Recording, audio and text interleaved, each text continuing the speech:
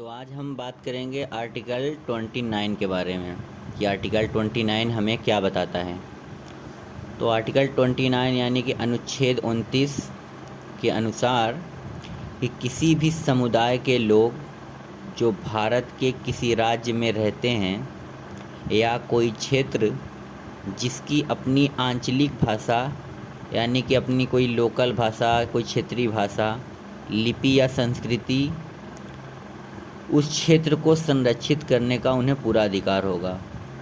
यानी कि अनुच्छेद 29 आर्टिकल 29 ये कहता है कि हमारे भारत में कोई भी जो समुदाय है किसी भी राज्य में जो रहते हैं, जिनकी अपनी कोई लोकल भाषा होती है, एक अपनी क्षेत्रीय भाषा होती है, उनका एक अपना कल्चर होता है, एक अपनी संस्कृति होती है, तो उस क्षेत्र को उन्हें संरक्षित यानी सिक्योर करने का पूरा अधिकार हमको आर्टिकल 29 देता है।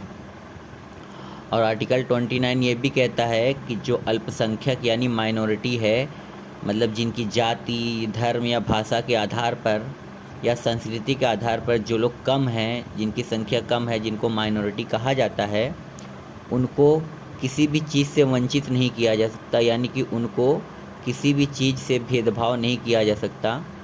हमारे देश में जो माइनॉरिटी है यानी अल्पसंख्यक है, उसको न जाति, धर्म, भाषा या संस्कृति के किसी भी आधार पर उसको वंचित किसी भी चीज़ से नहीं किया जा सकता। और 29 ही यही कहता है कि हमारे देश के जो भी समुदाय जो अल्पसंख्यक है, कम संख्या में है, चाहे वो ईसाई हो, बौद्ध हो, जैन हो, मुस्लिम हो, कोई भी हो, जिनको माइनॉरिटी का दर्जा मिला हुआ है, सिख धर्म भी है उसमें, तो उनको जो है अपनी भाषा, अपनी संस्कृति और अपनी एक जो कि उनका एक कल्चर, आपस में रहने का जो एक रिवाज है, उन सब को सुरक्षा प्रदान करने का अधिकार जो है आर्टिकल 29 देता है।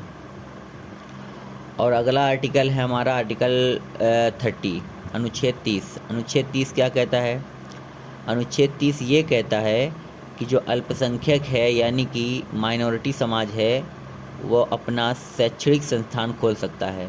यानी कि चाहे जैन हो, बुद्ध हो, बौद्ध हो, जैन हो, मुस्लिम हो, ईसाई हो, पारसी हो, सिख हो, वो सब जो है अपने समुदाय का, अपने धार्मिक का जो है अल्पसंख्यक अपना शैक्षणिक संस्थान जो है खोल सकता है। और इसका धन जो अगर वो चाहे तो वो सरकार इसका धन उपलब्ध कराएगी। तो आर्टिकल 30 हमें ये बताता है कि धर्म या भाषा पर आधारित सभी अल्पसंख्यक वर्ग अपनी रुचि की शिक्षा संस्थाओं की स्थापना और प्रशासन का अधिकार रख सकता है।